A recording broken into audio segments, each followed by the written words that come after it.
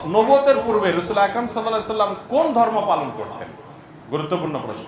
নবুয়তের পূর্বে আমাদের প্রিয় নবী সাল্লাল্লাহু আলাইহি সাল্লামের ধর্ম কি ছিল? যদি বলেন যে কোন ধর্ম অনুসরণ করতেন না, তাহলে নাউজুবিল্লাহ উনি কি ধর্মহীন ছিলেন নাকি? উনি নবী হয়েছেন কত বছর বয়সে? 40 বছর বয়সে। তাহলে 40 বছর বয়স মানে তো জীবনের মূল টাইমটা প্রায়। তো 40 বছর পর্যন্ত উনি নিজে তো নবী ছিলেন না, উনি নবী হয়েছেন তারপরে।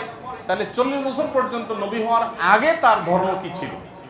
কিন্তু যারা বিরোধিতা করছে 48 ঘন্টার আলটিমেটাম দিয়েছে একজন আলেমকে, একজন আলেম আহমদুল্লাহকে। আরে আহমদুল্লাহর গণার টাইম আমরা আছে। এই জন্য যে আহমদুল্লাহ এই কথা বলেছেন তাকে বলবো আমি 48 ঘন্টা সময় দিলাম। যে আলটিমেটাম দিছে, আমি আসলে বাস্তবিক পক্ষে তাকে কোনো আলেম মনে করি না। সে ভাইরাল হয়েছে কি দিয়ে? ডেলে দিই। পরিবেশটা সুন্দর না? আপনারা খাবেন? ডেলে দেই, ডেলে দেই। সে ভাইরাল হয়েছে কি দিয়ে? বুঝলে বুঝপাতা, না বুঝলে তেজপাতা। বুঝলে বুঝপাতা, না বুঝলে। এখন আর চা খাই না, কফি খাই। আগে চা খেতাম, এখন কফি খাই। উদ্ভট কিছু জিকির করে যেগুলো জিকিরের সংজ্ঞায় পড়ে না। আমি কত ভালোবাসি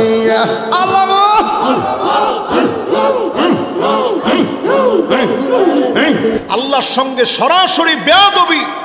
আল্লাহর দমেরা সুলকি দিয়া গেলেন আল্লাহ গায়েব হইয়া, রাসূলের ধন খাজা পাইয়া শুইয়া আছে আজ মেরে কেউ ফিরে না খালি হাতে, খাজা তোমার।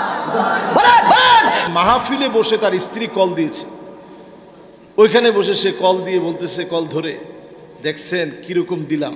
এই শোনো, আমি ওয়াজে আছি, বুঝছো? Thank you very much. তোমার যন্ত্রণাটা কেমন দিলাম।